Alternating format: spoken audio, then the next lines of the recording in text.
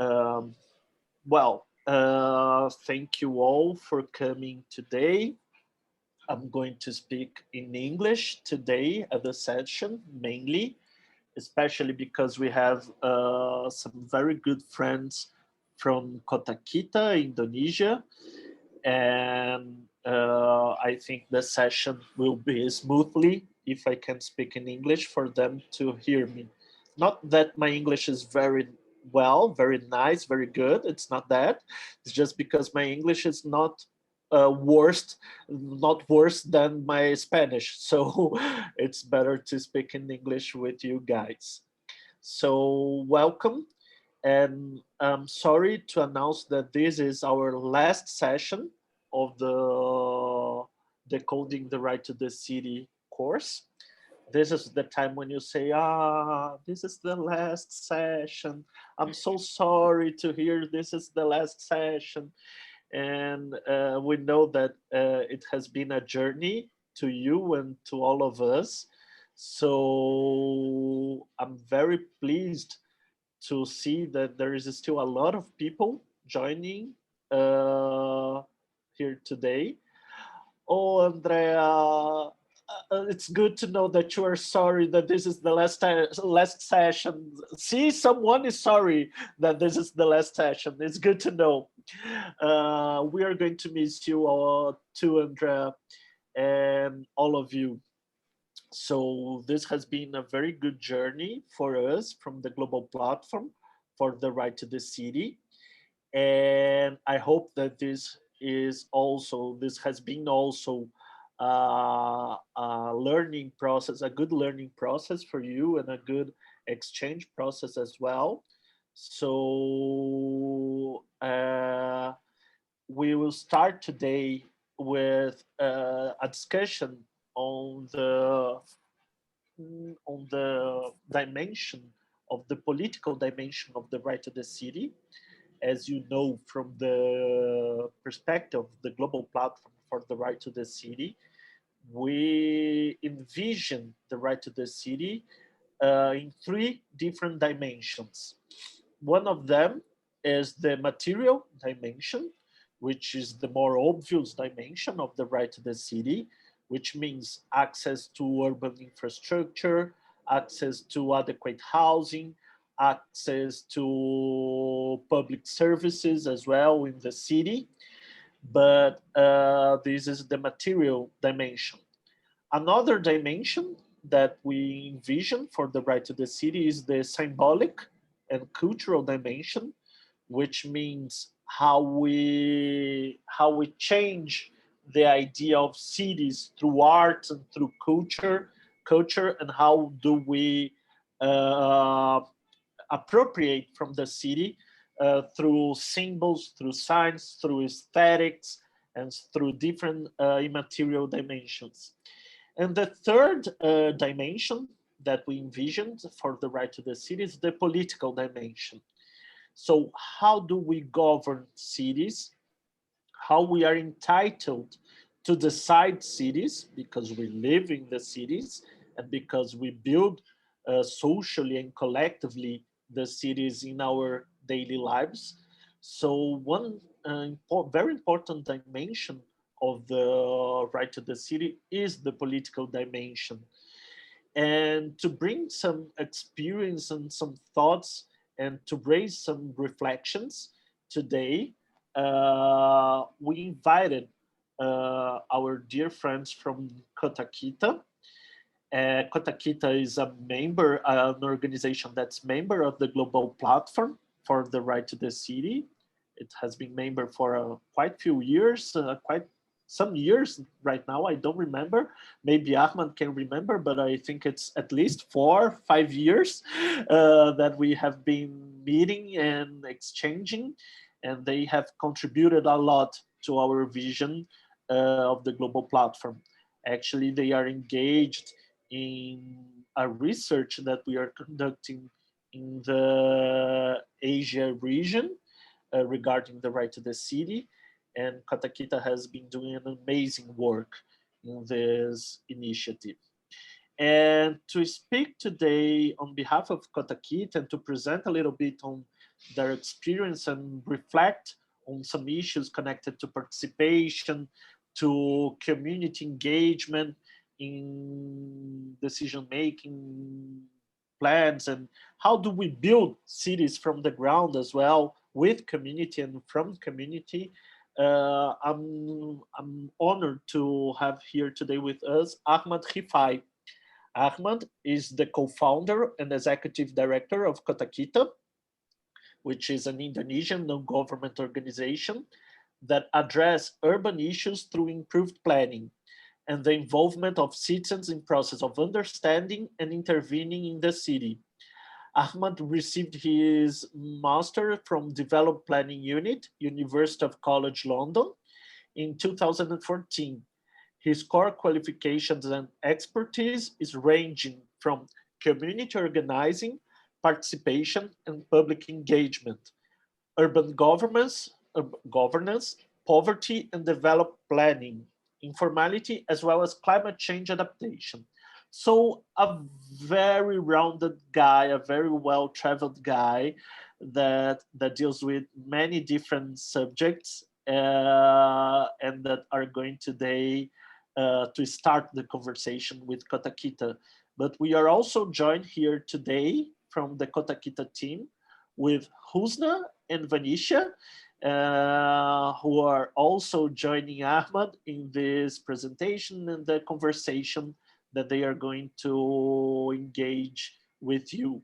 So thank you so much, Ahmad, and thank you so much, Husna and Vanisha, for being here today with us as well. And with no further delay, I'm going to give the floor to Ahmad, and then we can, Ahmad and Husna and Vanisha are going to have a presentation, and then we can discuss a little bit. You can send always, as usual, questions in the chat in order to dialogue with them after the presentation. And at the end of the day today, we are also going to show you a little bit of the results of the exercises that you did along of the course. And we are going also to have a brief moment of engagement with you all. So stay tuned, because today it's going to be full of surprises. So Ahmad, the floor is yours. Thank you so much for joining us.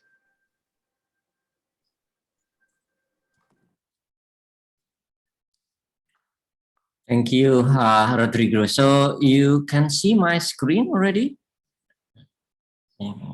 Yes, we can. My daughter is disturbing me already for sleeping.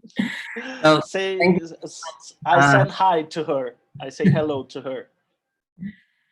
Rodrigo, and thank you very much. So this is very wonderful opportunity to reconnect after a long time with the GPR2C, especially me, myself. My team already connect with the rest of the team of GPR2C through different research. But thank you also, Rodrigo, for remind how long have been Kota Kita connect to GPR2C. I think it's quite a long time, Rodrigo, maybe 7 to 8 years ago we connect, but then Kota Kita become a kind of official member of GPR2C maybe 5 years ago or 6 years ago, I think. But it's been very mutual collaboration with the GPR2C, and Kota Kita has adopted a lot of experience and practical knowledge from GPR2C to be implemented in Indonesia.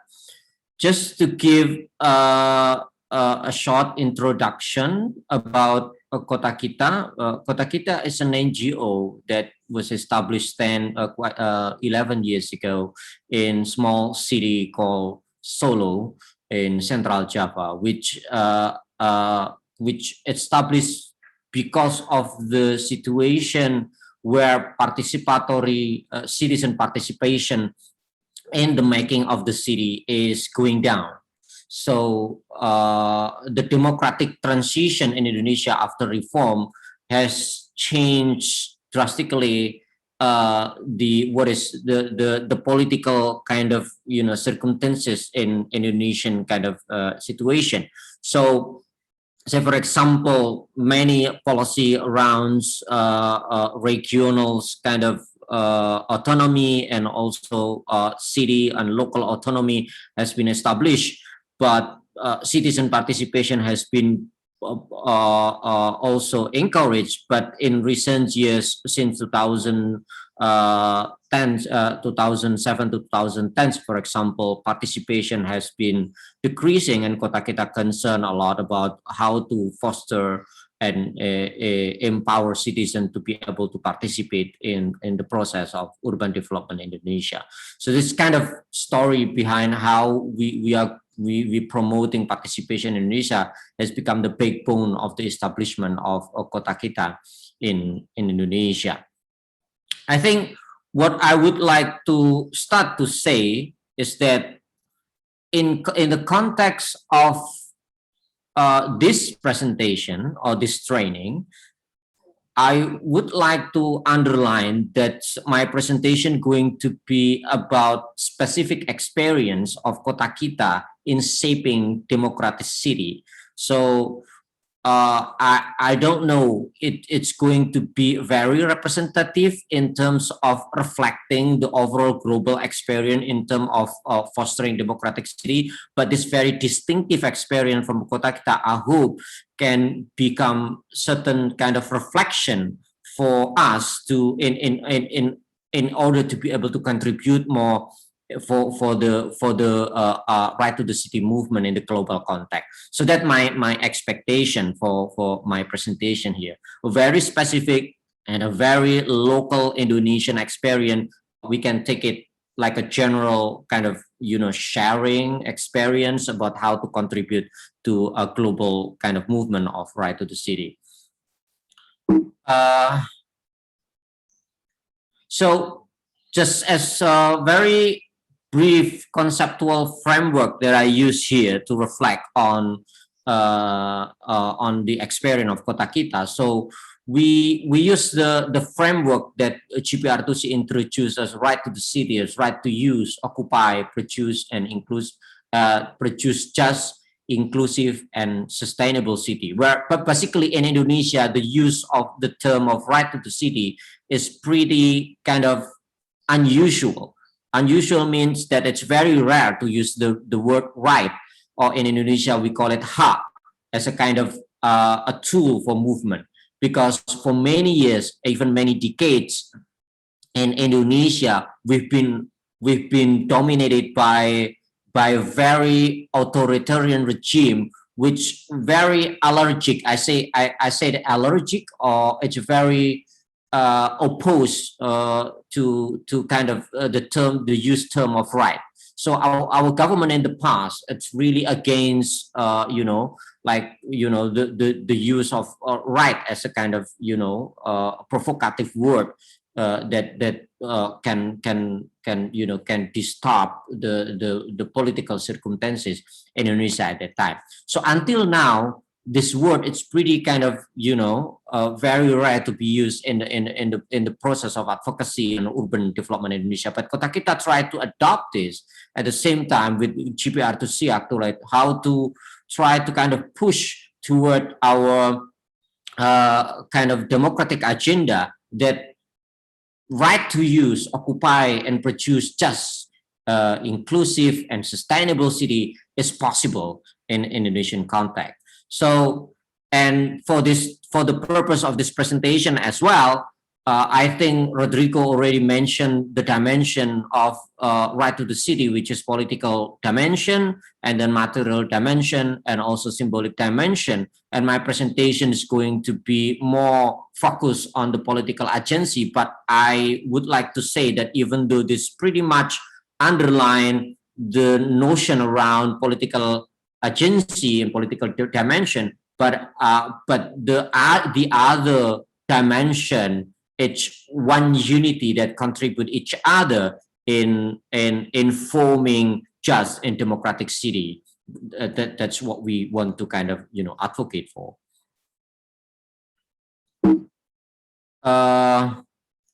So this is what we believe in our movement here in Indonesia, especially in our, starting from our city called Surakarta or Solo.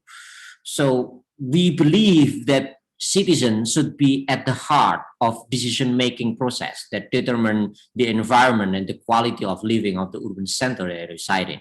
So they are entitled to governance that is inclusive, transparent, and socially just. So that's what we believe. So how did Kota Kita start in the beginning reflect how we believe in this kind of notion around inclusive, transparent, and socially just. Just to give a context how we start the organization, our mayor at that time in 2009, 2010 was right now the current president of Indonesia.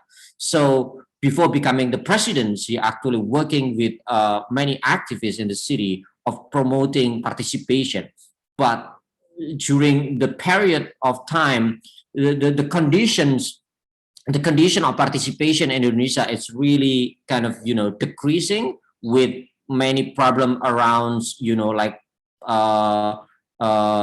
elite capture and domination by a certain group of people who kind of propose and dominate the urban development proposal, so for example. So to give you an example, so for example, our mayor at that time say to the general public in Asia Pacific on housing, ministerial meeting on housing and urban development, he said that I do really want to see my city to become very participatory, but what happened in our participatory planning meeting, only 7 people speak to me, and there are no other people speak in that participatory forum. I can see every year the same people speaking.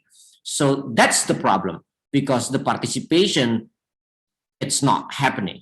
was not happening at that time.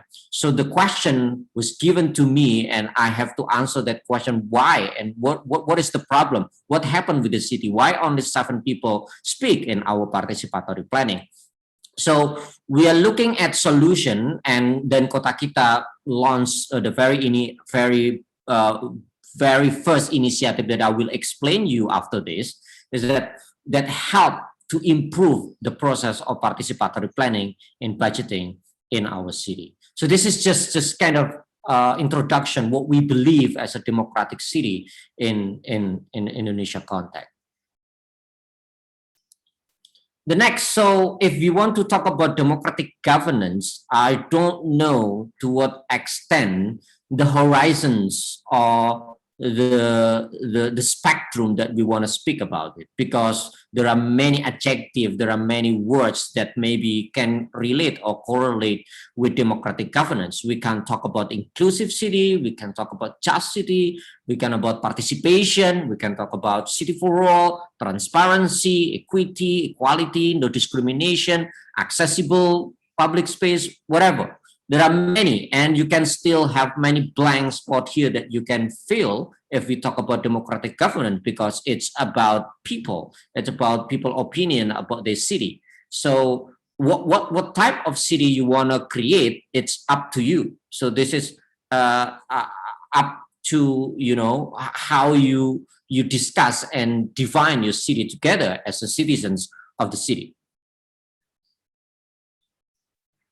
And I would like to start with this kind of I call it as a kind of proposition or kind of statement about the issues that facing cities mostly. So in order to kind of promote a democratic city, first, and in fact the very in the front kind of as a front door for bolstering citizen agency toward meaningful participation and transformation of our city is the information. So access to information for just urban development is very, very important. In many cases, imbalanced access to information often correlate to domination of a knowledge and power relation, which perpetuate elite capture. So this is an issue of that's really important. I want to underline. And I would like to tell again the story of what reflecting from what Kota Kita trying to address, because we are a civil society organization. So we talk on behalf of civic movement that try to influence the existing governance process in our city. So for example, this is the very first initiative that we launched in 2010 called Solo Kota Kita, meaning Solo is our city. So this is a participatory data collection and information platform for development planning and budgeting process. The way we think is that in an Indonesian city, so this is the intervention that we want to kind of initiate to help our mayor in the past to kind of improve participatory planning. So in the model of in the Indonesian city model, there are already existing kind of boundaries of block. You know, we call it as RT kind of block, something like that. So small boundaries in the level of the neighborhood. You can see it here from, we call it RT and RW. So, and then we have village or kelurahan, and then we have sub-district or kecamatan, and then we have city or district.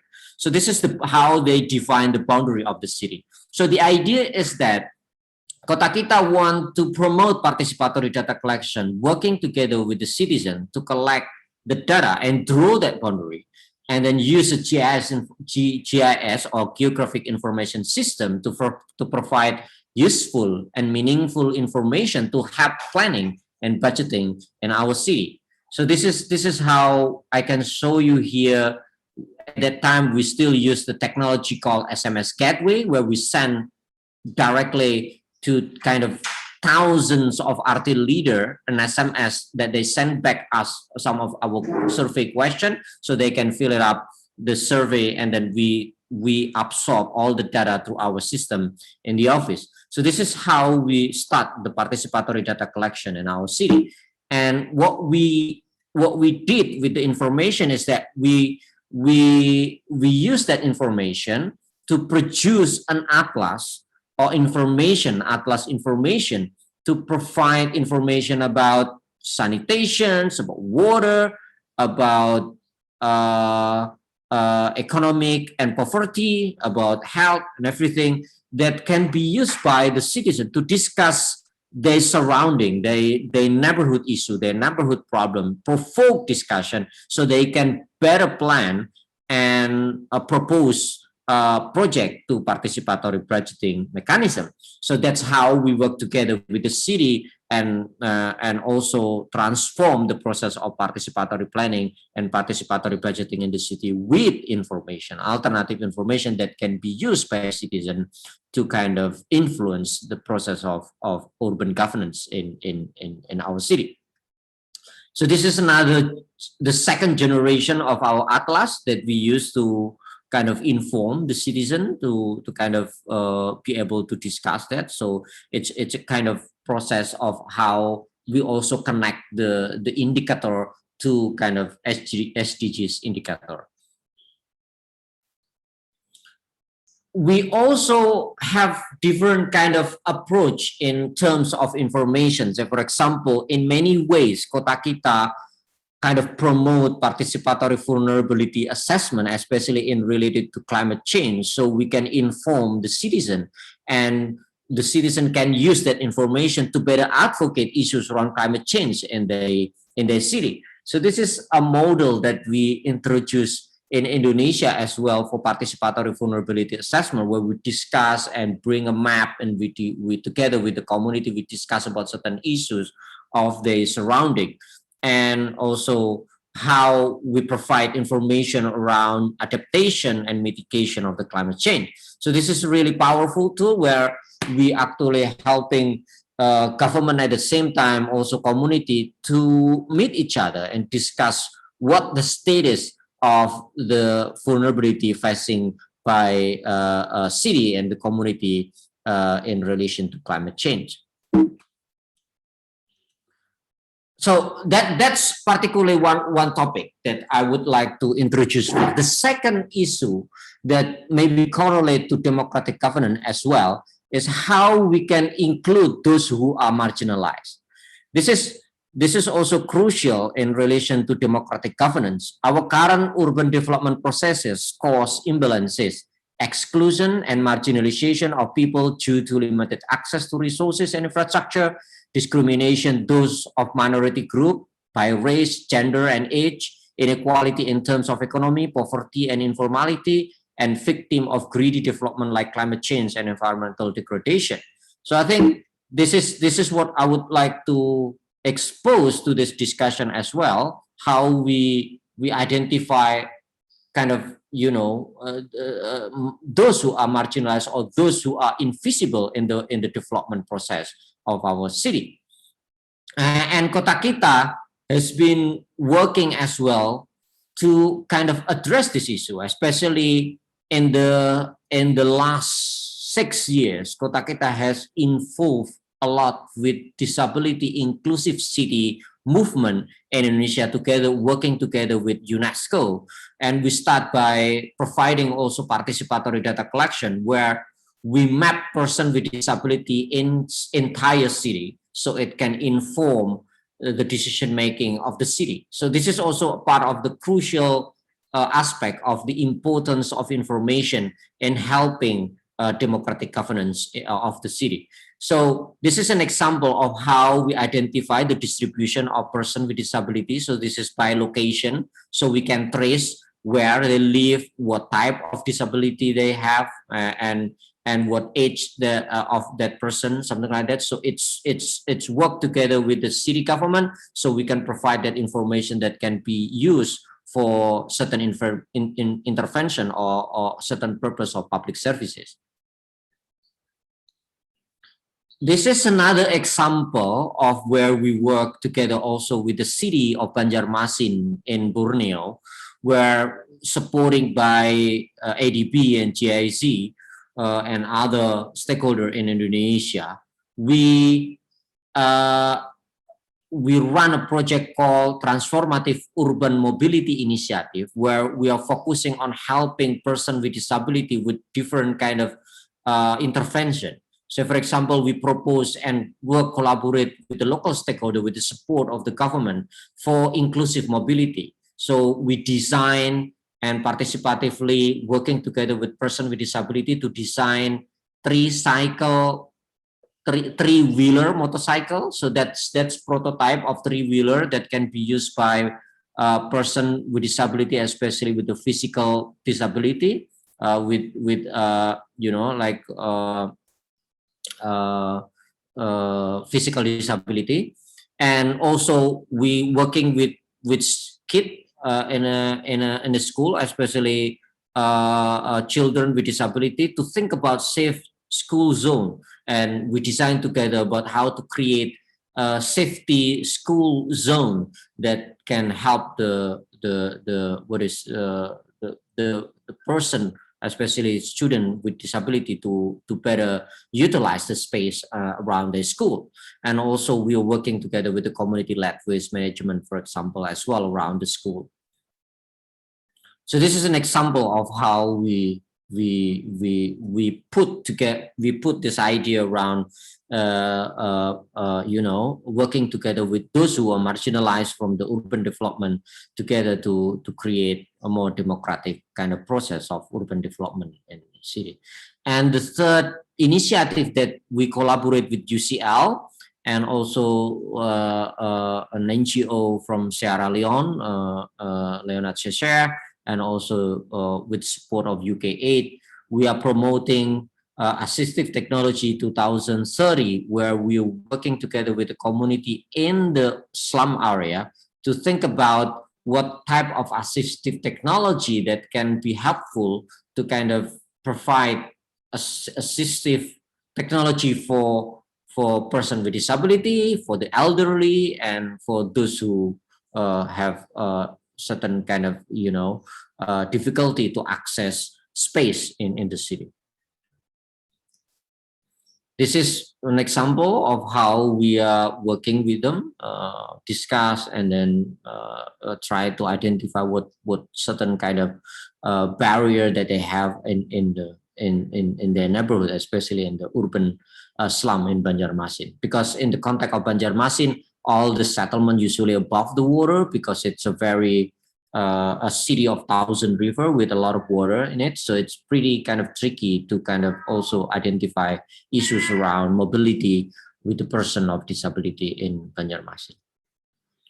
Another initiative, say for example, we are working with women in promoting bicycle for women and girls, and then promoting equal access to transportation and mobility. In many cases, women is the last kind of group of people who, I mean, like in Indonesia, women usually in the last order to access transportation. So for example, this is the way of thinking in Indonesian family. If you have family with one man and then with your father and mother and then two kids, so for example, all are boys. So for example, access to motorcycle or car would be for fathers and two kids, and then mothers would not have access to transportation, and they remain actually with traditional and more kind of traditional kind of vehicle like bicycle or something like that. So this would happen in Indonesia. So it's not just especially for mobility, for women mobility in the city, but then we are trying to promote bicycle and empower them that bicycle is a very sustainable and a very healthy kind of transportation that women can use for the purpose of their mobility, not to be dependent upon motorcycle or car, which is in Indonesia is very popular because it's a very tropical city. So bicycle are not that very, preferable for many people. It's a lot of sweat in Indonesia, so people do not like bicycle.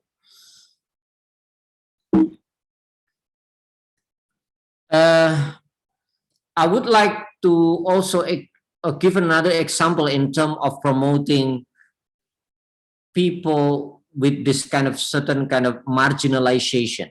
So this is one of the projects that we work together with group of fishermen and also urban poor in Jakarta and also Semarang, where the project focusing on bolstering collective agency of the grassroots organization and leveraging their engagement in improving service delivery around and service delivery in accountability. So for example, there is a project by national government called Family Hope Program for Urban Poor in Jakarta, but it has been very, very criticized, has been very unfair for those who urban poor cannot access this project because of exclusion and inclusion error of the data collection. So these people that initiate their own data collection processes and to be the counter movement to say to the government, hey, we can say that this number of poor people in Jakarta haven't received any family hope program. So how your data collection miss about 1,000 or 2,000 people in Jakarta? So this is very essential. So they do their own kind of social audit and then go to the government and try to improve the process of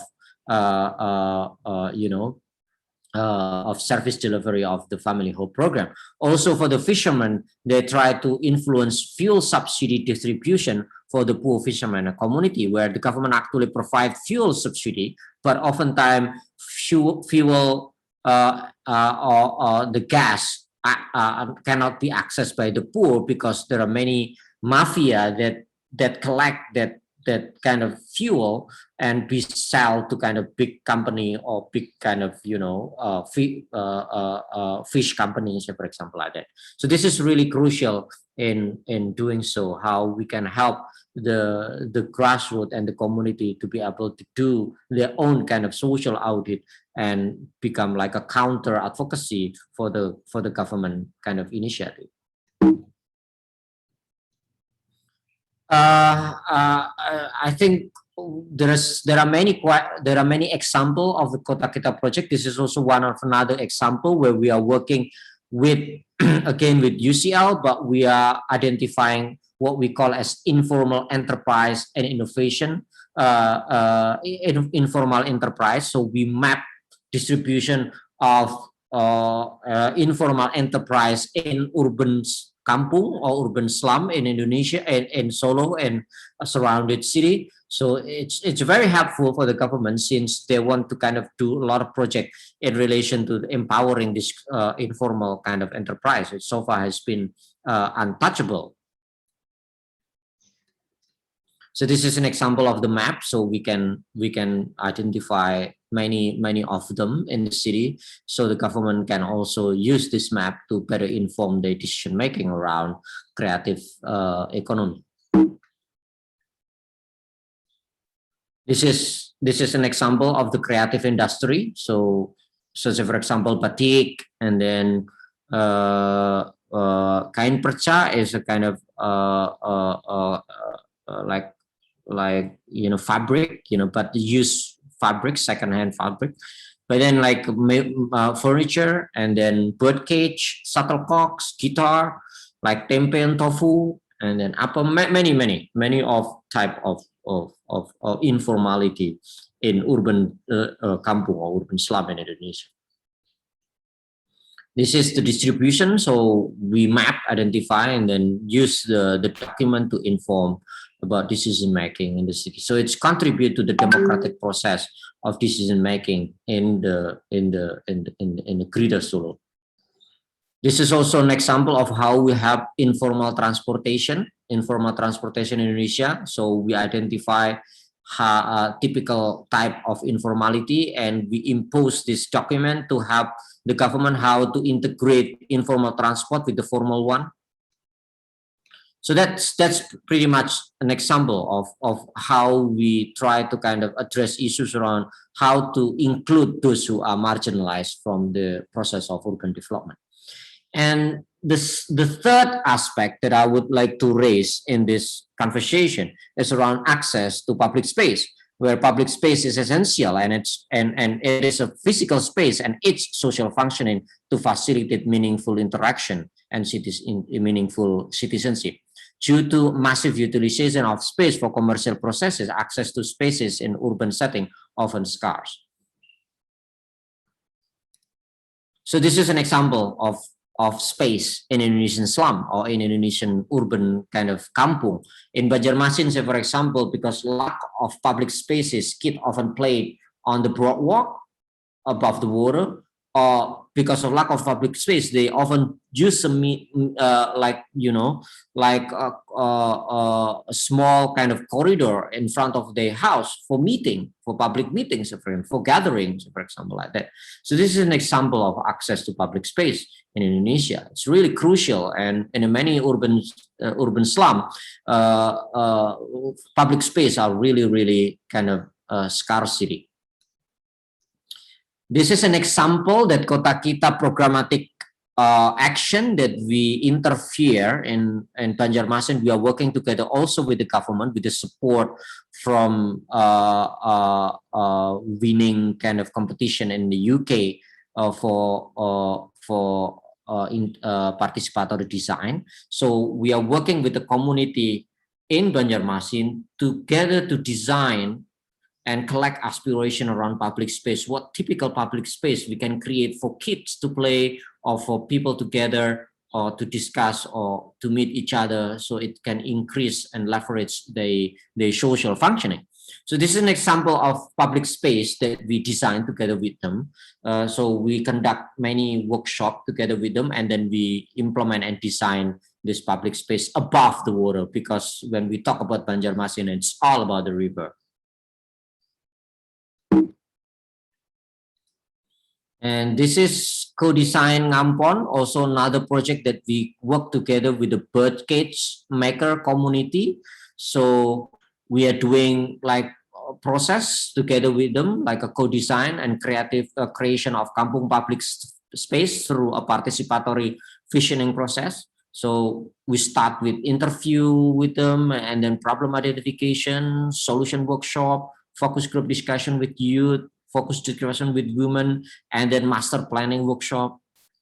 So it's a very beautiful process. and end up in developing this kind of public space for co-working space that can be used by birdcage maker to work together, because lack of space for working has been making them not comfortable in producing the birdcage. Also, we are now working together with UN Habitat to kind of create a river as an inclusive common space, a co-development of Kalipepe River Bank in Solo. So we are identifying space along the riverbank community who mostly like urban slum, and we work together with the community to design a kind of inclusive common spaces. Another work and another issue that I want to also propose in this discussion is around participatory budgeting, because we believe we pay for taxes. It is important to make sure that public budget is distributed in transparent and accountable manner. Our national law, so for example, in Indonesia, mandates that development planning and budgeting must be conducted in accordance with participatory principles, which include citizen participation from below. And currently with law number 6, 2014, so for example, the government obliged to implement participatory budgeting in over 74,000 villages across the country. So this is really crucial, where Kota Kita want to play a big role in assisting and monitoring the implementation of the law. So we are doing research in improving the transparency and inclusivity and impact of participatory budgeting in Indonesian cities. And the last kind of initiative that Kota Kita really want to always contribute for the democratic process of the city is that we want to promote inclusive citizenship, where right now Kota Kita has established a strong commitment to build strong civil society in contributing to more inclusive urban development. We aim to empower generation of people by promoting democratic and participatory approaches to improve urban area. So for example, this is our Urban Citizenship Academy that provide a platform for transmitting our approach and methodology to youth in city across Indonesia. Training, develop the capacity to analyze problem, to understand this problem, and then see that they can play as an active role in addressing and create a better future for their city.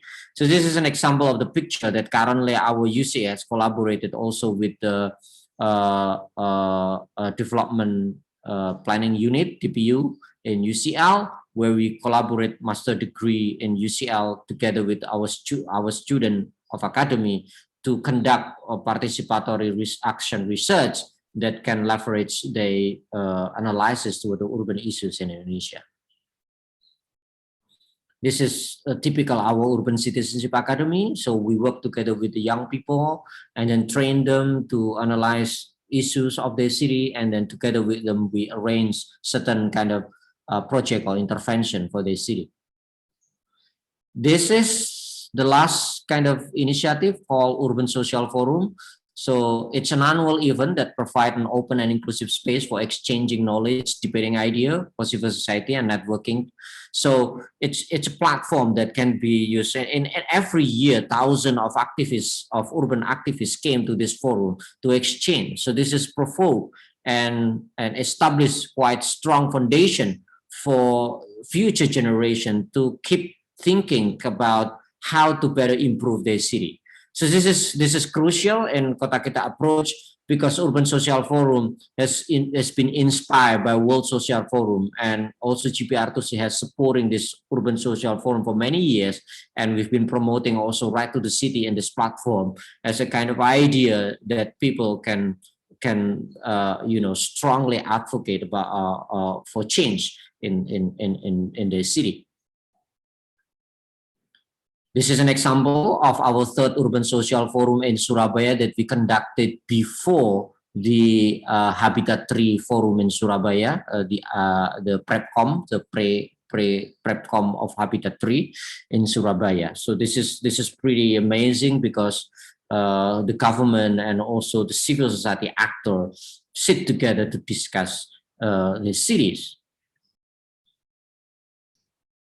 I think that's all to finish my presentation. I hope it's not that boring, because I'm supposed to speak that much, but it's only I think that's what Kota Kita can contribute. It's a very, against, I apologize if it's very too specific in our experience, but I do hope that this experience can better kind of inform you a perspective that we can leverage to kind of improve our movement in promoting right to the city or advocating right to the city in a global context. Thank you very much, and I hope you enjoy, and we hope we have a fruitful discussion after this. Thank you. Rodrigo, I give it back to you.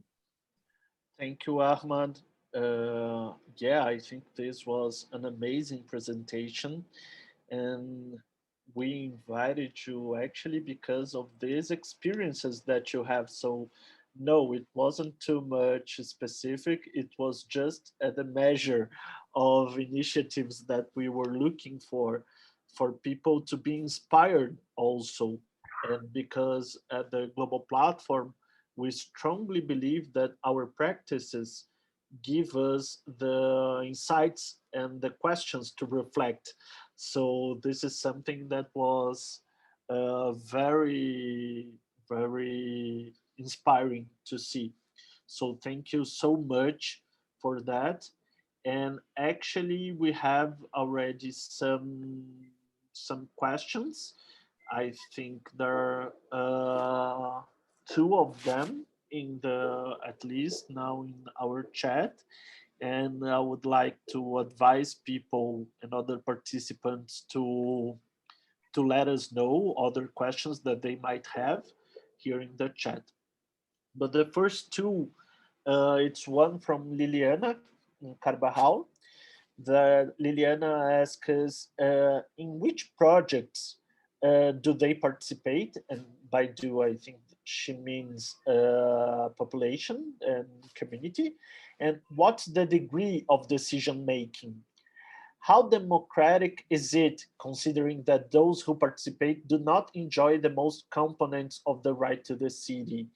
And I think she's trying to establish a dialogue among participation at community level and at policy level within different ranges of enjoyment of the right to the city. And Alicia asked us one point that she got, and I don't know if this is something very, if this is something that you meant to say, that local governments need NGOs mediation. And she's asking, why is that? What do you think they need this mediation from NGOs? Is it because they do not know the needs of the inhabitants? Or is it something related to governance arrangements or international funds available as well? So she's trying to figure out how it connects within the governance framework. Well, why is that? Why she thinks she was wondering. And Mercida, on the other hand, commented that perhaps being an NGO helps in contexts where trust in local government as a public entity is lost, meaning local government doesn't have much strong legitimacy, or population doesn't trust government as they should, and then the NGO plays a very important role in that. So I think that these questions are maybe focused on the Indonesian perspective. I don't want you to answer for the whole world, of course, but I think those are from the presentation. Those are some initial initial questions that people shared with us today. And then I can throw you a little bit more other questions. I think we can start with this too. Okay, thank you, Rodrigo. So I think I would start from Liliana question.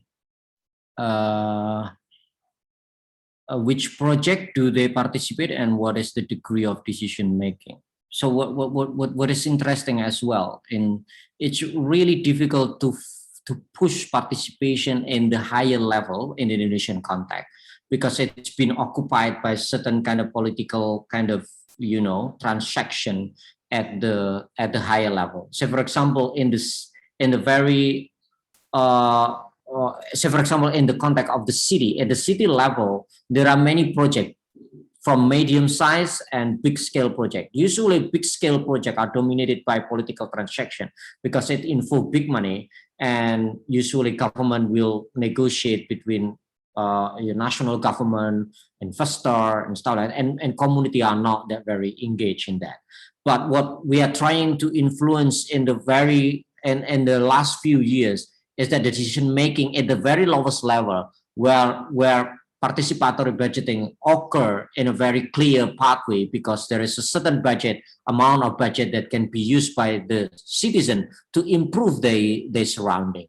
So this is usually the level or the type of project that the community can involve. So it's a very neighborhood level.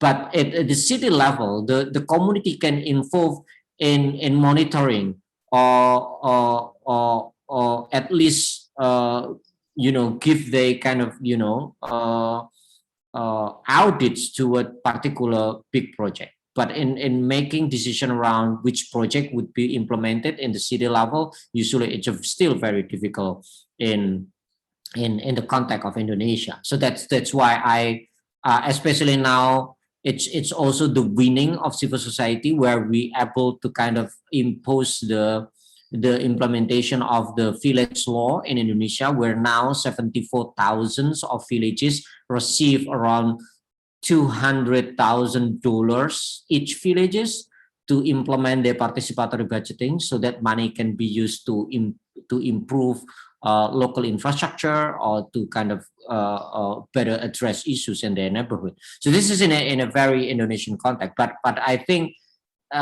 in general, I do believe that especially in the participation, it's tricky, because at the same time we have to kind of deal with the political systems, that political party are still very strong in making kind of, in Indonesia especially, it's very strong in making decision out of different kind of urban project. So this still very difficult to deal with. And then the question around, I think what I would like to say is that the question around mediation from NGO and why we need NGO.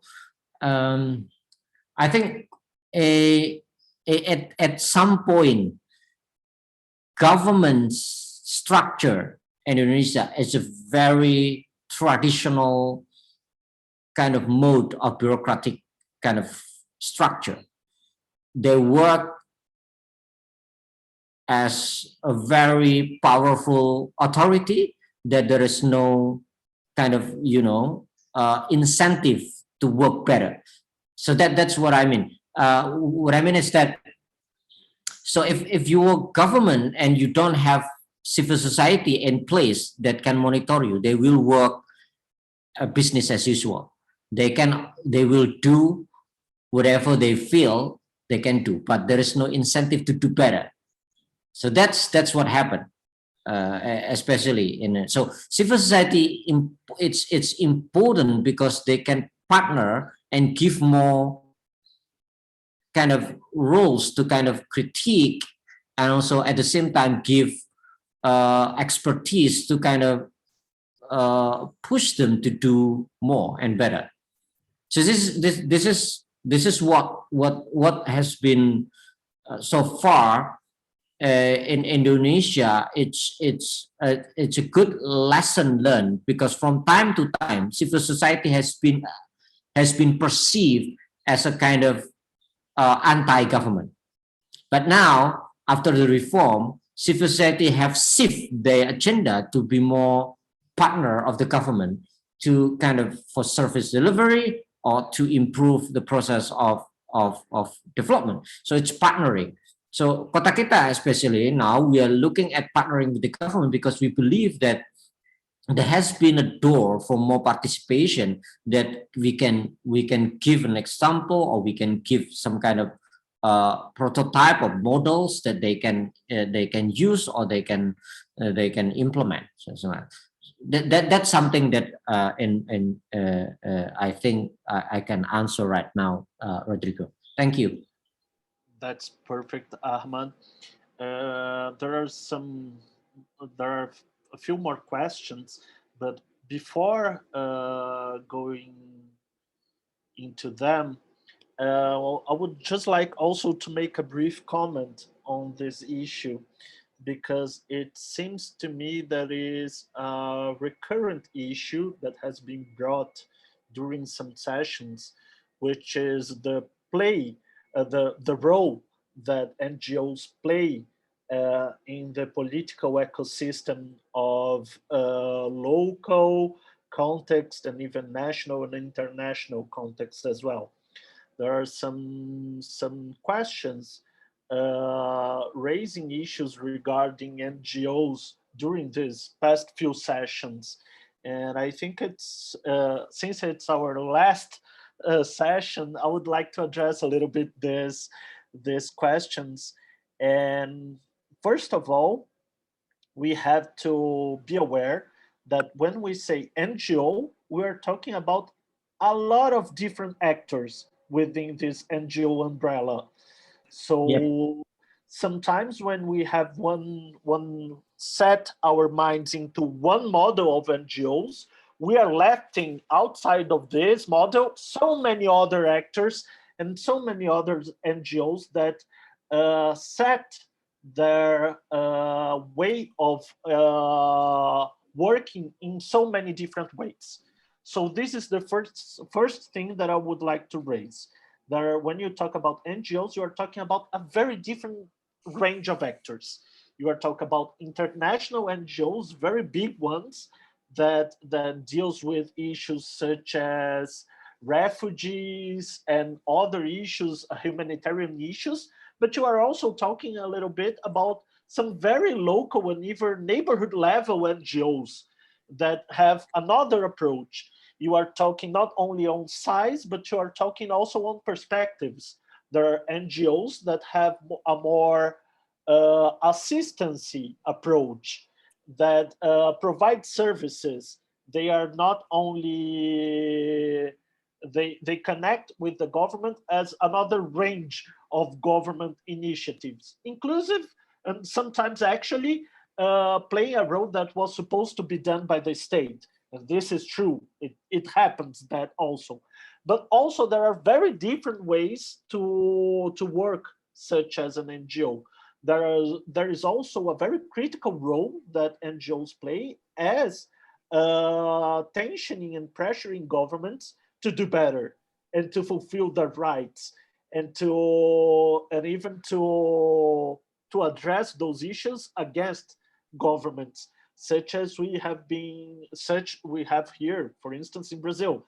If it was not for NGOs and for social movements here in Brazil today, we were being a very much worse scenario today.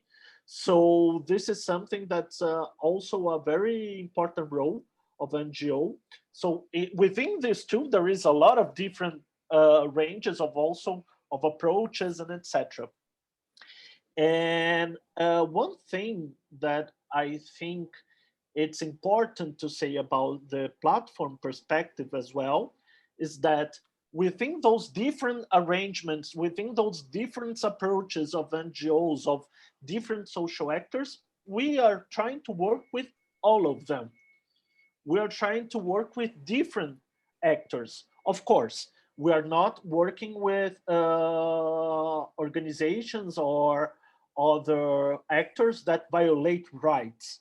This is not something that we do. We have an ethical approach to membership, and our members have to agree with our vision and our principles, which states at the core the fulfillment of human rights and the envision a better society in a just, democratic, and human rights based city.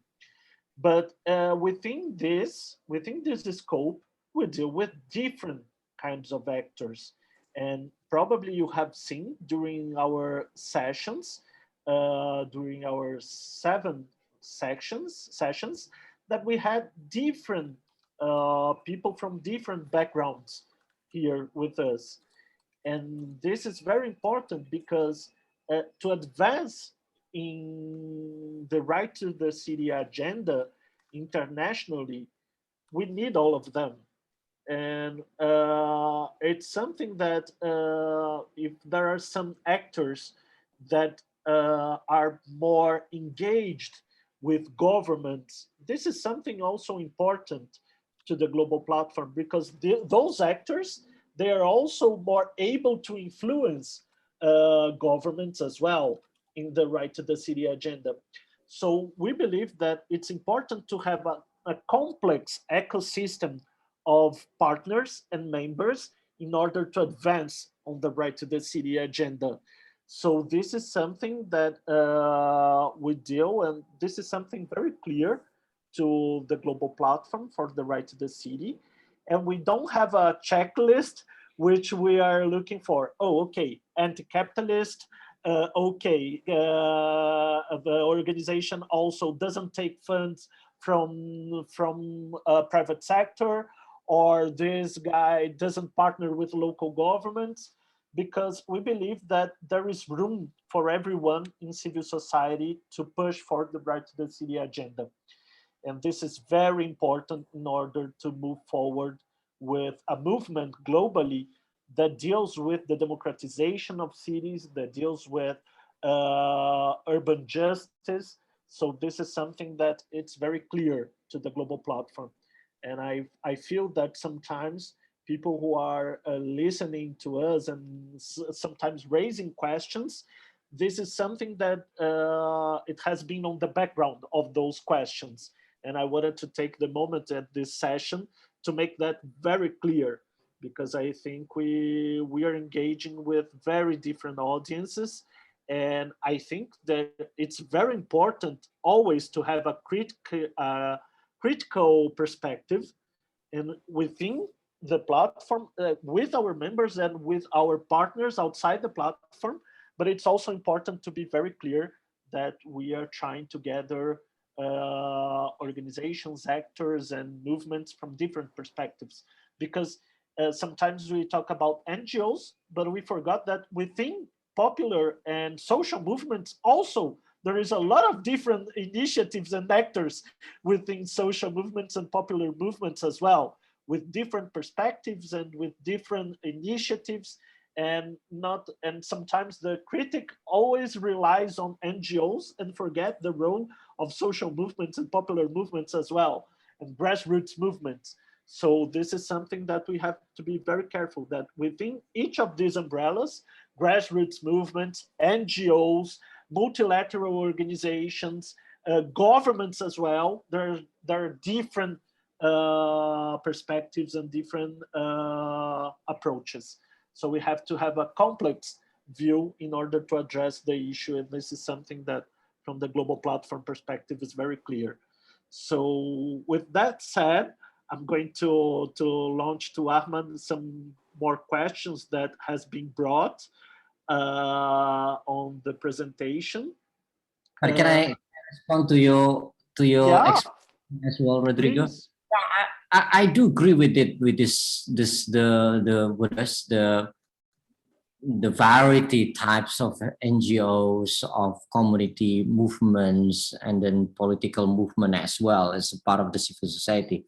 And I think the trickiest thing, and it is very challenging as well in the context of the in relation of the civil society or NGO with the political circumstances, is that how we can raise and also make the government aware about the existence of civil society, because sometimes they're not aware at all of this progress, of this process of transformation as well. Even the civil society transformation, they are not really aware about what's happening in the ground with the civil society context. What happened in Indonesia, so for example, different political regime will create different environment for civil society. So for example, the regimes that's really strict and try to limit the the freedom of people to kind of congregate or to kind of make a kind of association or something like that is really difficult for the life of civil society. But at the same time, also government sometimes acting as a kind of uh, uh, entity that control and monitor the existence of the civil society group, and it's what happened in Indonesia as well, at some point. But they don't realize that they cannot stop the growth of this kind of association.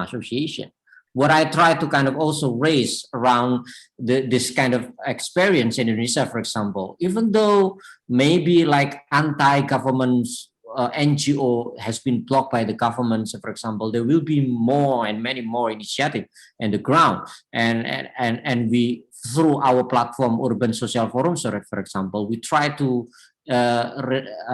engage with the government. That there have been a lot of initiative growing right now with the young population in Indonesia, for example.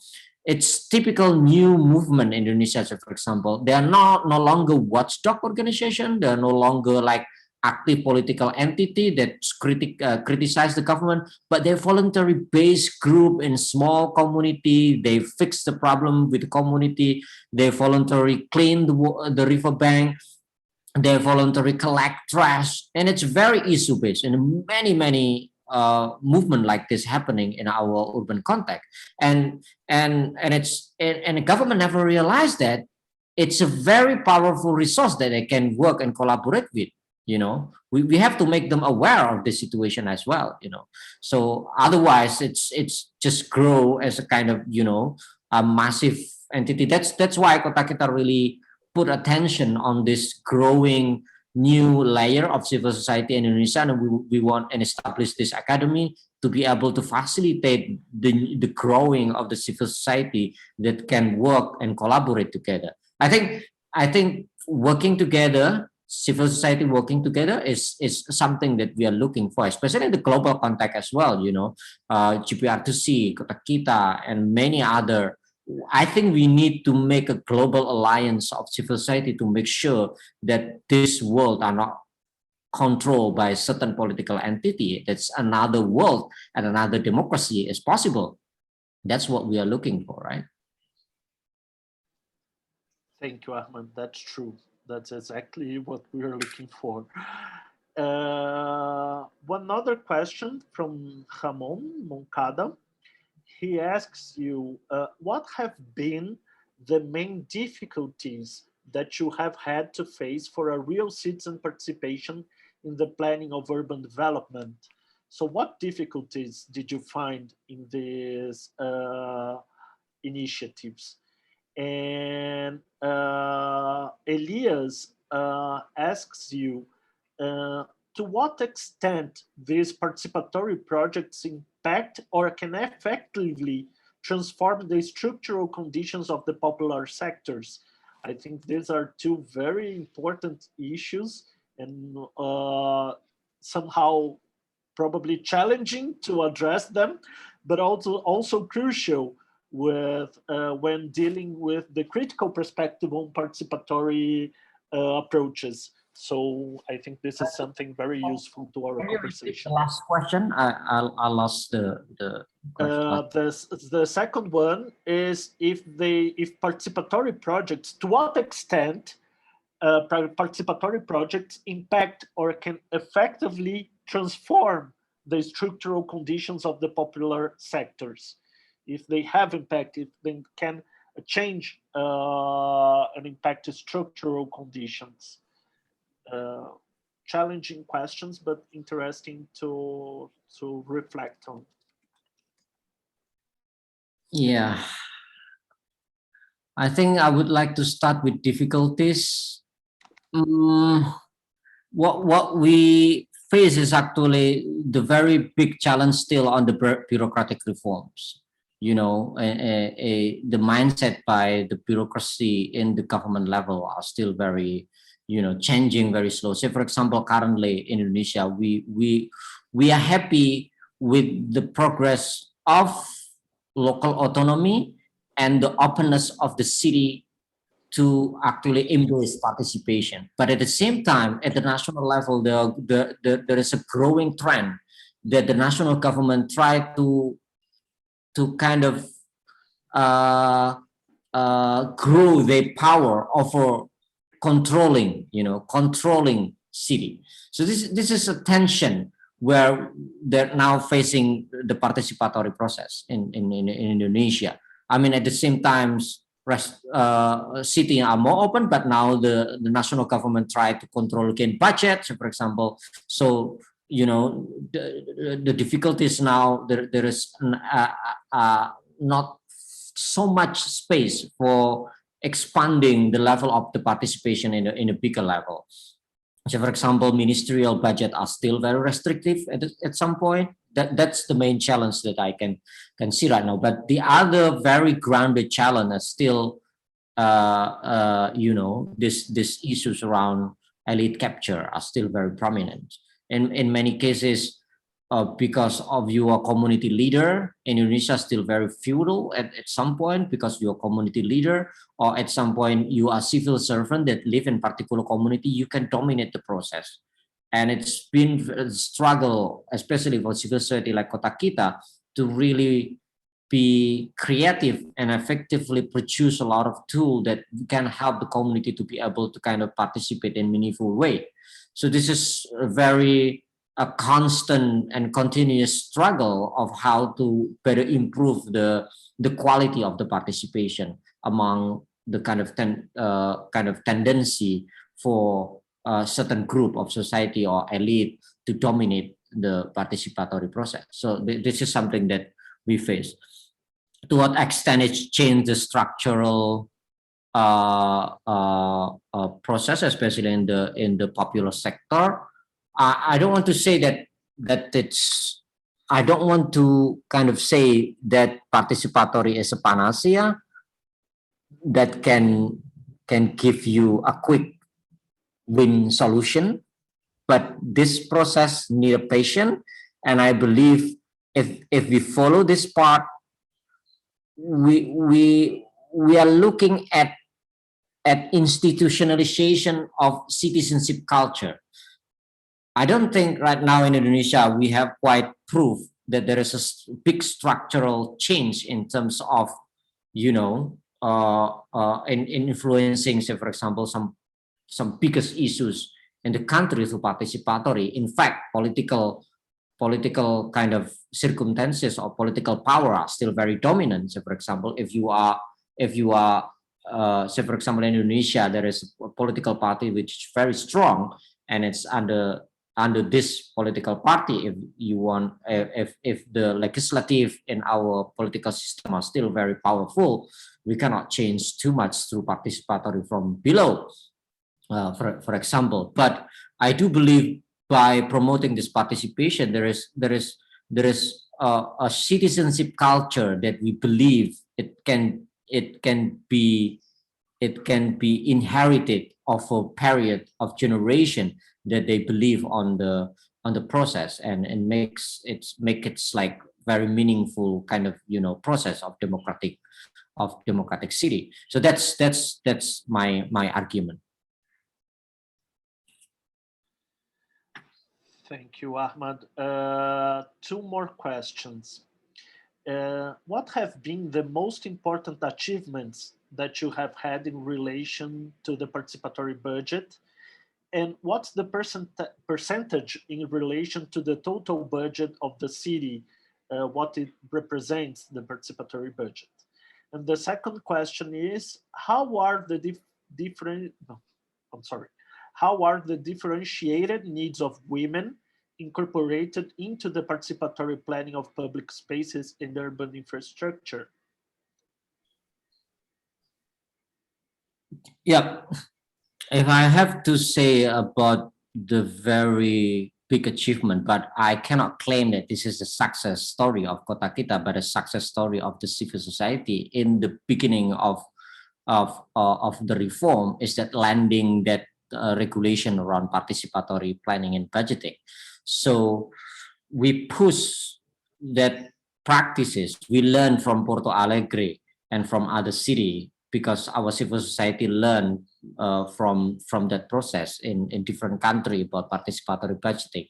And then we imposed that experience in our national law through National Law number 25, 2004.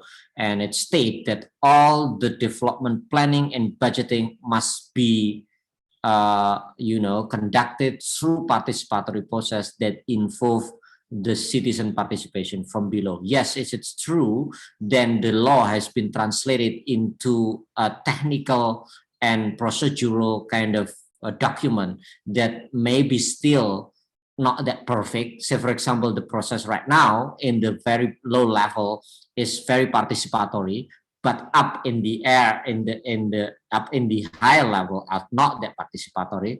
It's still the fact. But I think that successful story of landing that regulation has opened the door for opening up more participatory process in Indonesia, especially currently. Also, the success story around the landing of the new regulation number 6, 2014 around village budget is the push from the civil society that the village can have their own budget that they can discuss to decide what type of development they want to do in their own village. So this is also the success story. But again, this is a success story of overall civil society in Indonesia. It's not the success story of Kota Kita per se. Kota Kita works mostly in improving the quality of the participation through production of information, methodology, and then tools that can improve the process of the participation in itself. So I think we are looking at also learning from other experience in the country, and we are open to kind of learn from that and improve the process of participatory budgeting in Indonesia. Sorry for the second question, I forgot, Rodrigo. Regarding women, how are the differentiated needs of women incorporated into the participatory planning of public spaces and urban infrastructure? I think women's roles are pretty kind of limited in terms of in Indonesia.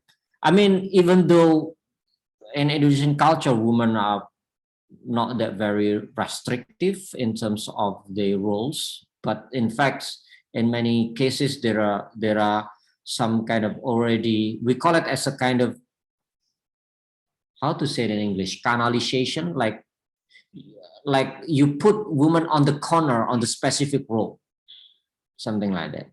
So if in the participatory process, for example, women usually only discuss about social project, but not infrastructure project. So for example, like that. So this still happen in many cities. So if a woman usually also shy to jump into the discussion of big infrastructure project or big infrastructure kind of intervention, because they feel that their room or their box is in a social project. So for example, regarding to childcare or to kind of like a project regarding like social insurance, so for example, like that, that's something that usually women deal with. So for example, in many practices of development planning in Indonesian city, we still face issues like that in many of the participatory process in Indonesia. Even when we facilitate our own participatory design projects, so for example, together with the community, when we invite women, they keep silent because we put together with the man because they don't want to speak when the men speak. So for example, so it's a culture in Indonesia where there has been some kind of division of labor between men and women. So I think this is still challenging, but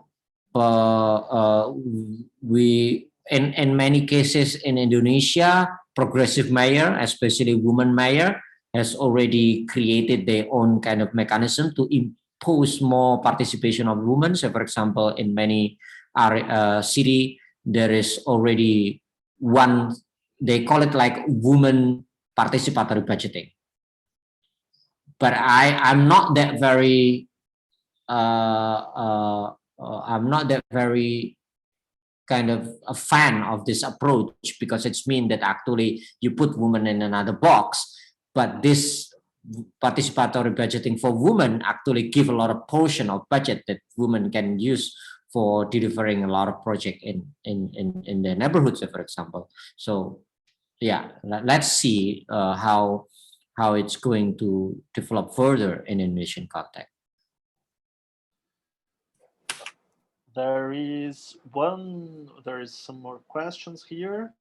And one of them, it's from Annelise Melendez. Hi, Annelise, nice to hear from you. Annelise,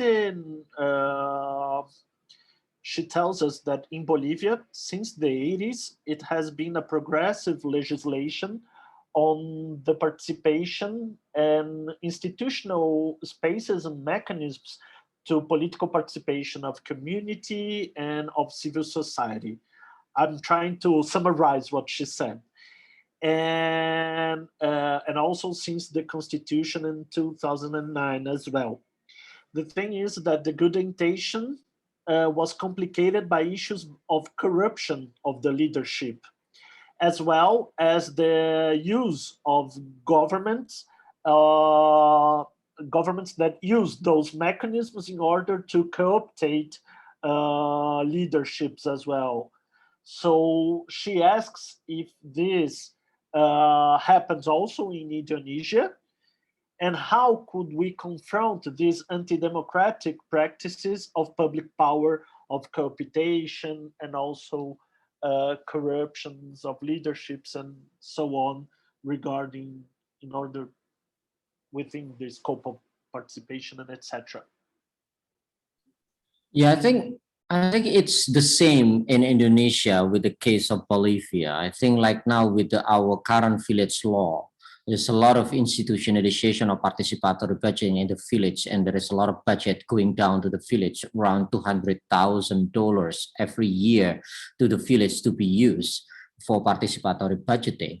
But against, the problem is that the corrupt official that run the participatory budgeting, it's still there in many villages, and there are many thousand cases of corruption in the village. But it also happens because the village are not ready, because they don't know how to. So it's actually not the corruption, but malpractice of administration. I don't know, we call it as a corruption. Sometimes lack of information for the village leader to use the budget can trap them into a corruption. So for example, you should allocate portion of the budget for infrastructure around 30%, and then only a few percent you can use it for overhead costs. But in the implementation, the village leader do not know about that, so they allocate more for the overhead costs or for the salaries, for example, like that, and that's become the corruption. So that's happened also. It's still very, very common in many villages that still need kind of assistance from different stakeholders, especially from the government. Need more training for the villagers. Also, civil society need to also interfere with good methodology and how to better improve the process of the participatory participation in the villages, and how to eliminate elite, especially domination with that money, because with $200,000 mean in Indonesia is around 3 billion rupiah. So it's going to be tricky, because at the same time, say for example, the village leader can be kind of be seduced by using that amount of money in collaboration with certain group of society to kind of channeling the project to that group, and then the bonuses, and so that's many cases of the corruption happen in the villages of Indonesia currently with the village budget as well. So that's still also an issue in Indonesia. I don't think it's we can improve we can make it very good in the very kind of near future, but we are struggling to kind of improve the process as well. Hopefully it can be addressed. Well, Ahmad, thank you so much for being here today with us and answering those very tricky questions and very critical questions. We have an audience that's very inspired by our presentations and always try to take the best out of us in order to have a meaningful dialogue after the session. So thank you so much, Ahmad, for your contribution and for Kita contribution to the platform as well. And thank you also to Hasna and Vanisha. It was a very interesting dialogue, I think. So thank you.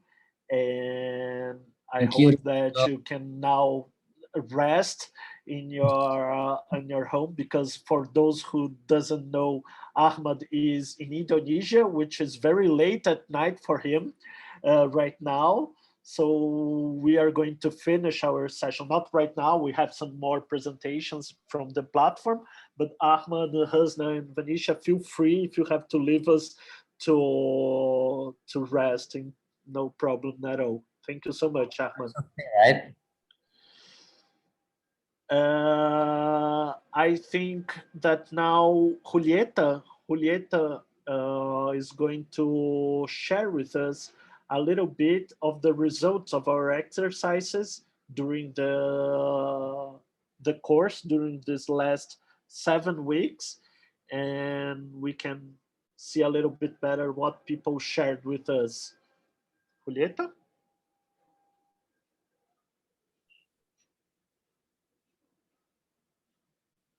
Julieta? Ah.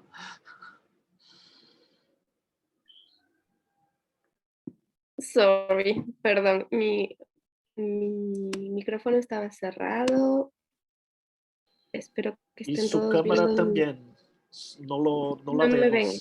Ahora Aquí sí. Bueno, muchas gracias por esta última presentación. Como saben, esta clase duró 7 sesiones. La idea que teníamos con este curso era tener una visión caleidoscópica disculpen, no, que voy a parar mi cámara. Una visión caleidoscópica del derecho a la ciudad, y queríamos compartir con ustedes un primer video que fue preparado durante la campaña de Hábitat 3 en el 2016. En el 2016 la campaña de Hábitat 3 que tuvo lugar en Quito, en Ecuador. Este video es un video corto que muestra el paralelo en la vida de 2 mujeres que viven en la misma ciudad. Es en Brasil, pero podría ser en cualquier otra parte del mundo. Y este video fue dirigido por Carolina Café, está basado en un documental y fue lanzado, bueno, en esta campaña, ¿no? En que les decía, para Hábitat 3, y la idea es cómo podemos incluir el derecho a la ciudad como piedra angular de la nueva agenda urbana. Así que bueno. Julieta, solo una pregunta. ¿Cuándo empezó a compartir la pantalla, hagaste clic en Optimize Video for Clip? Puse el video, a ver. Porque a veces cuando hacemos compartir video es mejor que haga clic en Optimize for Video Clip as well. Ok, lo acabo de hacer. Sí, gracias por el consejo. Gracias. Gracias a ti. Gracias por el consejo, Rodrigo. Entonces, bueno, les muestro el video sin más. Se fue el... Perdón.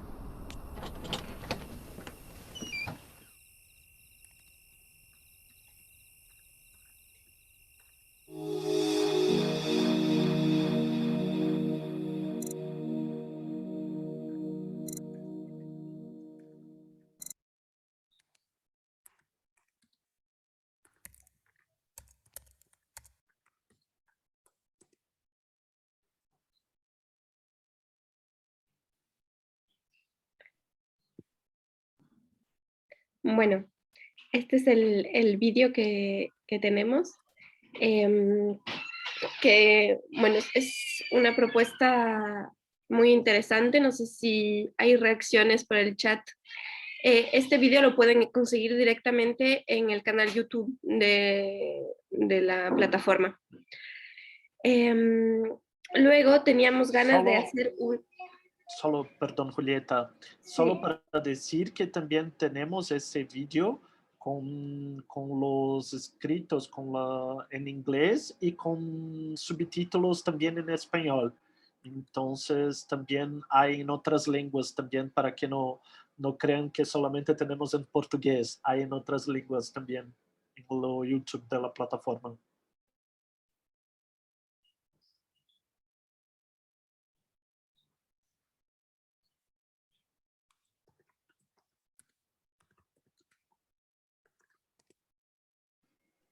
Julieta, no te escuchamos.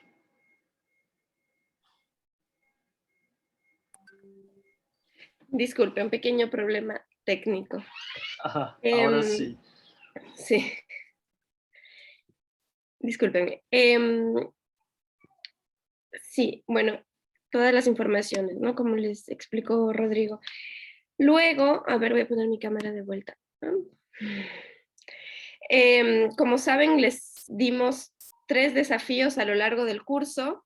El primero era añadir una canción a la playlist, que tuvimos una playlist tenemos una playlist muy buena sobre canciones que hagan referencia, ¿no?, al derecho a la ciudad. Así que, bueno, ese fue el primer desafío. El segundo desafío fue compartir fotos que hablen sobre género en la ciudad, sobre el lugar de las mujeres en la ciudad y el derecho a la ciudad de las mujeres en la ciudad. Y el tercer desafío era compartir documentos audiovisuales también que hagan referencia a uno de los 3 temas que vimos en estas clases. Yo he seleccionado algunos que me parecían, bueno, todos los materiales son muy buenos y la verdad es que podríamos pasar horas viendo todo lo que ha sido compartido. Tenemos una biblioteca muy rica ahora. Me gustó seleccionar algunos de diferentes partes del mundo, porque me parecía también interesante ver cómo el derecho a la ciudad y las problemáticas que el derecho a la ciudad trae, las podemos encontrar en diferentes partes del mundo, ¿no? Voy a empezar, si me deja mi ordenador, presentando un video Julieta, sobre... Ahora lo vuelvo a Julieta, presentar, sí. no, solamente un pedido, que se quite lo compartir pantalla, porque aparece como unas fallas para nosotros. Sí. Entonces, creo que hay que empezar de nuevo. Sí, por favor, porque creo que Ok. hay como... A ver, ahora me dicen que se ve.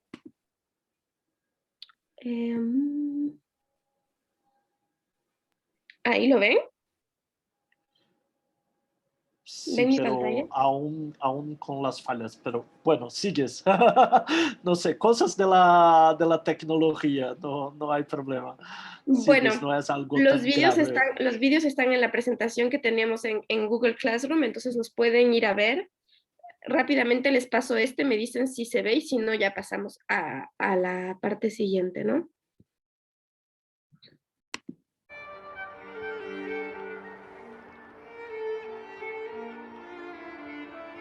Als je leren wil ook van gewoon mooi als artiest op de FM te me vet die je comunitaire. Nuk mund të jetoj Goliku dhe shokët e Golikut kur luajt bashkëtir.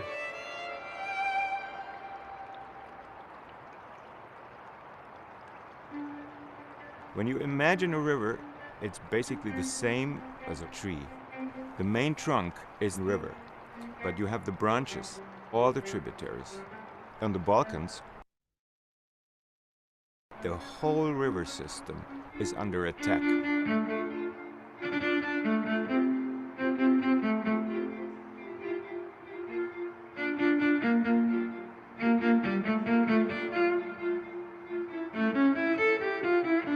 There's no other energy source that destroys nature on such a dimension as hydropower. These rivers are lifelines. All these communities, they would lose the basis of their existence. I oni su tada krenuli na nas. Počeli su da nas tuku. Communities that are resisting, that are fighting against hydropower plants are coming together, are helping each other. Rivers have the power to unite. No matter what nation they are, no matter what religion, river is the same for everybody. If there is a Europe, and we are connected, shouldn't there be something that we do not destroy?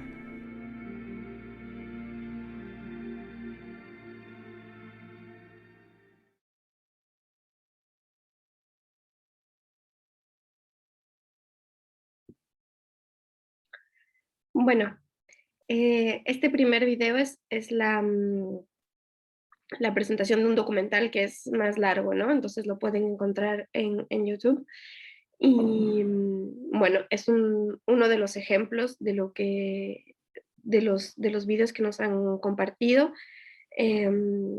y que haría referencia a la primera clase, ¿no? La ciudad como bien común, los comunes que tenemos, pero también que podemos asociarlo a la clase sobre cambio climático, sobre cambio climático, justicia ambiental. Les voy a pasar una más, a ver si puedo, no sé si se vio bien. Perdón. No sé si se vio bien, pero me gustaría compartirles un video más sobre una experiencia en Argentina y luego unas fotografías, y después le paso la palabra a Rodrigo para poder ir concluyendo.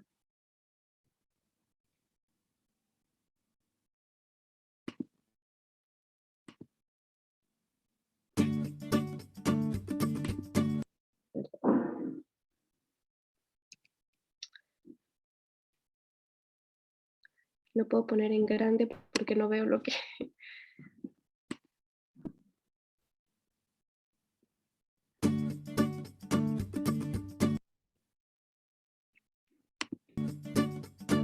Empezamos alrededor del año 2000 con todo el proyecto de ProHuerta de las huertas familiares, pero durante todos esos años, además de lo de huertas, empezaron a hacer también talleres de alimentación saludable con visitas de médicos, nutricionistas, y de a poquito, como estaba este espacio de cocina, se empezaron a hacer las conservas acá en el SIC para la casa. En el año 2017, en noviembre, se habilitó comercialmente esta sala de elaboración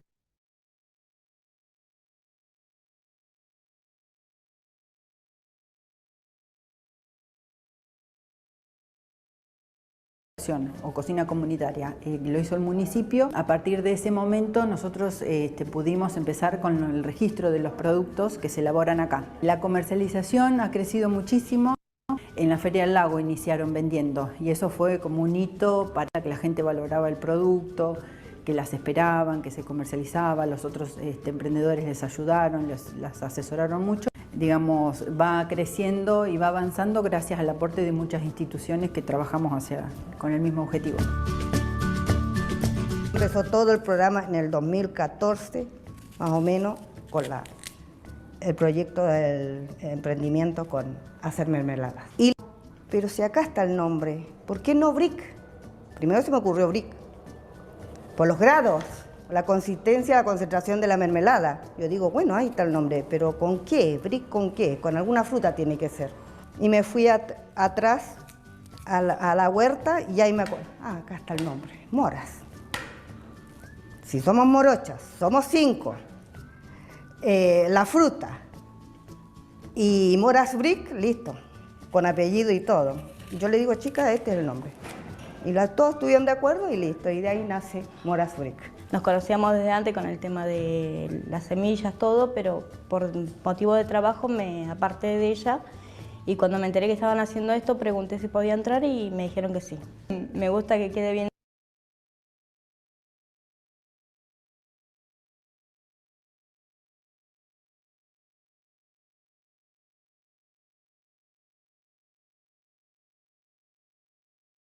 Me gusta que quede bien presentable, que no se despeguen las etiquetas, que tenga una buena presentación. Pongo las fechas, las rotulos, las etiqueto y están preparadas para la venta. Aprendí muchas cosas y me sirve y también lo implemento en mi casa. O sea, en mi casa también hago para mi familia.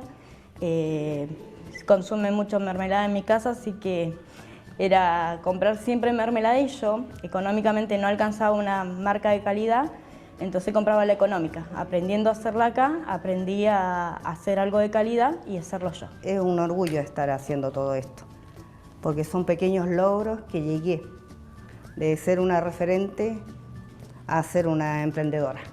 Así que para mí me siento muy bien y agradecida sobre todo de Celina, porque ella es el empuje de todo esto.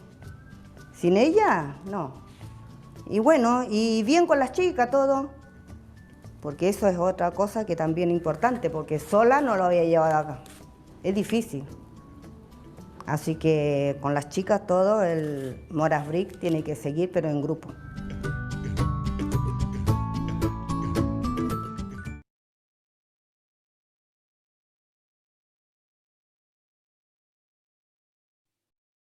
Ok, bueno, un poco complicado compartir los vídeos, lo siento.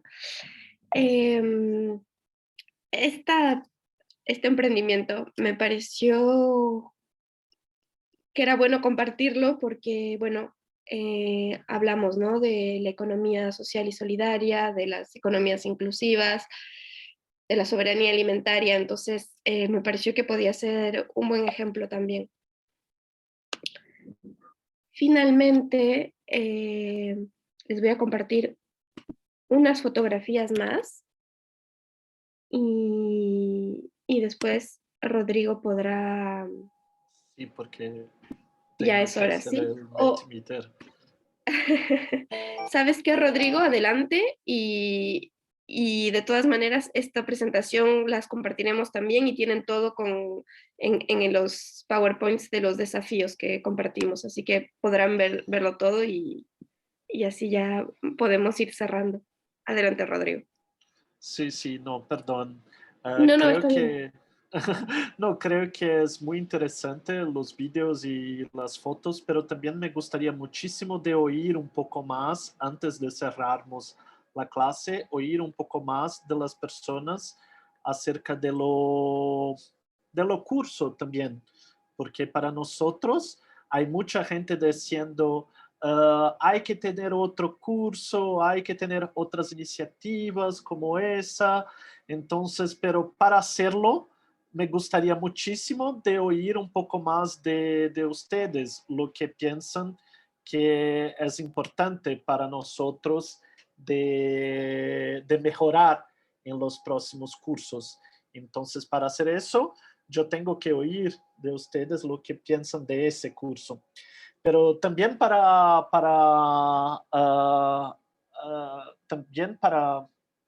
estoy hablando en portuñol, no sé por qué, but also to remember to you all to start following us on our social media, on Facebook and especially on Twitter.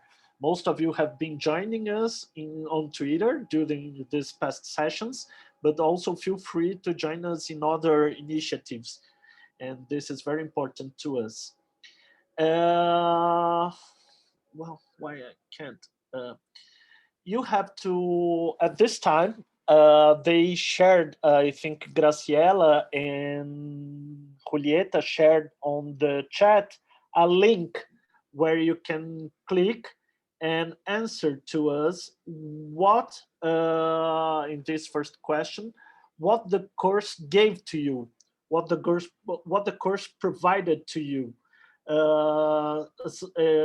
If you think the new things were interesting or new practical experiences or new approaches, you go to this link that Graciela shared, menti.com, and click on this link and answer to you what do you think it was more interesting that the course provided you. It's a way that if we can see you answer there and then you go back to the screen to see the results, because people are saying that New practical experiences were more interesting than new approaches, than new themes. What do you think on that? This is very important to see also where we can focus on the next initiatives and what we could do better in those new initiatives. And let us know, this is very important. 24 people answered now. If more people could answer a little bit before we move forward, it would be nice to know.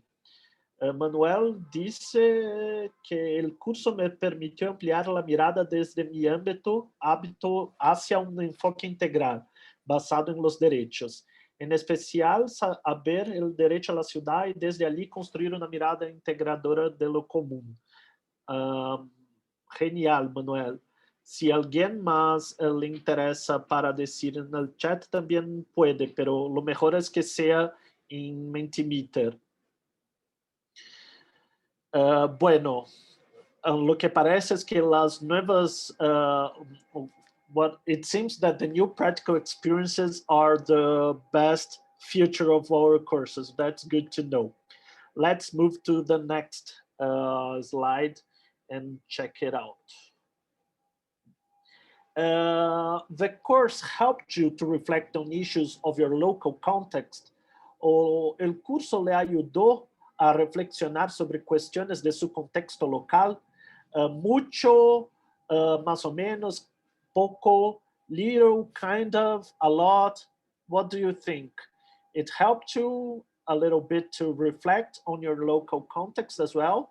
We know that we provided reflections from different regions and places in the world, but we hoped that it could bring some reflections to your daily lives as well. So this would be very important if you let us know if it helped you or not, if it somehow, well, it's good to know that for most of people, mucho, a lot, and para algunos, for some people, más o menos, kind of. It's good to know. You can also always leave something on the chat. That's good to know. Good. Good to know. Mucho, a lot, it's winning. That's good to know. So let's move to the other one because we are a little bit short of time. This you can also answer later. You don't have to answer right now, but you can also answer later. Now we want you to write, and I want to know from you, the course was helpful to me, to my research, to my family relationship, to my conversations in the cafe or at the bar. Why the course was helpful to you? What it was helpful to you? If you could let us know that. Feeling on the right to the city, that's good to know. What else? The course was helpful to yours. Incidência e activismo cidadano. Sí. The colectivo cicloativista, revueltas. Was helpful to my city view. Fue útil para mi super desarrollo integral y empoderamiento para realizar incidencia. Helpful to broaden my musical taste. Oh, that's good to know. Helpful in cultural way as well. Fue útil para afianzar critérios, maior claridade para desarrollo y proposta de espacios de formación. It was helpful to reflection, research and teaching on cities and cultures.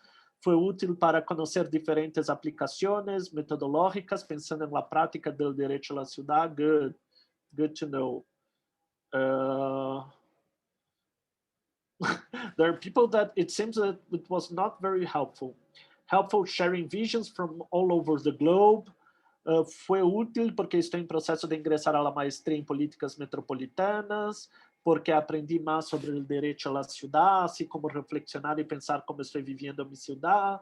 para conocer experiencias y desarrollarme más, to articulate diverse topics on the right to the city, to sustainable and social justice, have a historical normative framework. Los casos de estudio han sido muy variados, en eso es enriquecedor, algunas metodologías muy innovadoras, el abordaje integral a diferentes escalas, investigación. Bueno, muy interesante de saber, muy interesting to know that we could bring to many different aspects of your life some value added. This is very important to us. And thank you so much. And una palabra, ¿cómo fue la experiencia del curso para ti? In one word, how was the course experience for you? If you could let us know in one word what was very important to you, how was the course experience? Helpful, enriquecedora, interesante, breve. Oh, breve, eso es bueno. Yo pensé que fuera muy larga. Retadora, provocador, ¿qué más? Interdisciplinary, gratificante, reflexiva, integral. ¿Qué más? Enriquecedora, creo que hay más respuestas. Provocadora. Déjame ver, ¿qué más?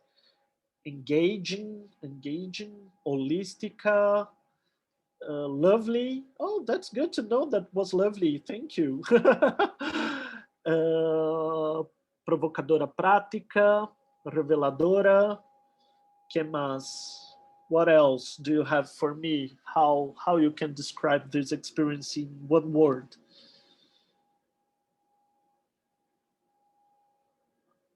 Inspiring, good, lovely. That's good to know. Thank you all. And finally, to closure, one message from the global platform that we were willing to give you a little bit in this last session, during these very difficult times that we are living right now through all over the world with the pandemic. We wanted to share with you a message from the global platform for the right to the city.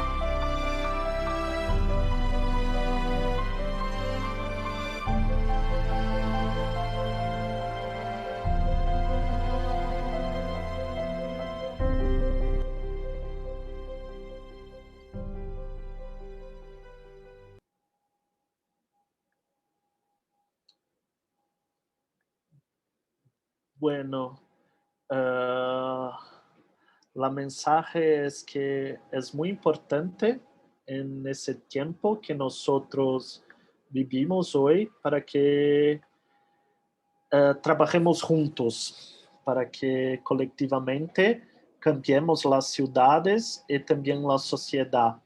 Entonces, lo que creo que es más importante ahora en este momento tan difícil, no solamente por una crisis de salud, pero también por la crisis política y económica, es que trabajemos juntos aún más. Entonces, creo que el mensaje desde la plataforma que nos gustaría de quedar desde este curso es que para que nosotros tengamos el derecho a la ciudad, solo es posible si todos y todas tengan el derecho a la ciudad. Y eso solamente es posible juntos. Entonces, creo que esa es la principal mensaje del curso.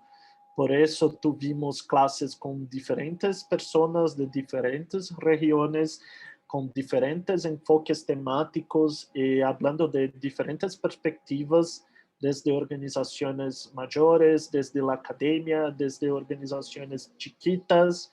Entonces, mujeres, hombres, LGBTs y géneros.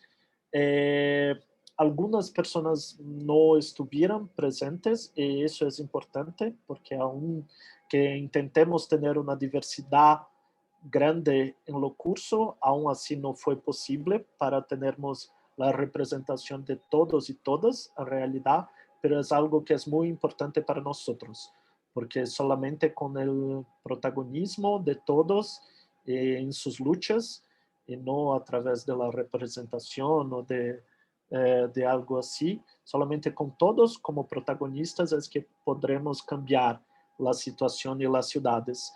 Entonces, muchas gracias a todos ustedes y queden atentos a sus correos porque vamos a enviar los materiales, las informaciones del cierre del curso, como también informaciones más administrativas, pero también queden atentos a sus correos y su WhatsApp para novedades de la plataforma global por el derecho a la ciudad. Eso es muy importante para nosotros tenerlos juntos con nosotros en lo cambio que intentamos hacer en las ciudades del mundo. Entonces, muchas gracias por su participación, por la contribución en los ejercicios en Google Classroom, por las cuestiones acá en el chat y por todo. Y ahora se pueden empezar su cámara. Sería genial si pudiéramos vernos unos para dar unos holas, chaos, verlos todos un poco.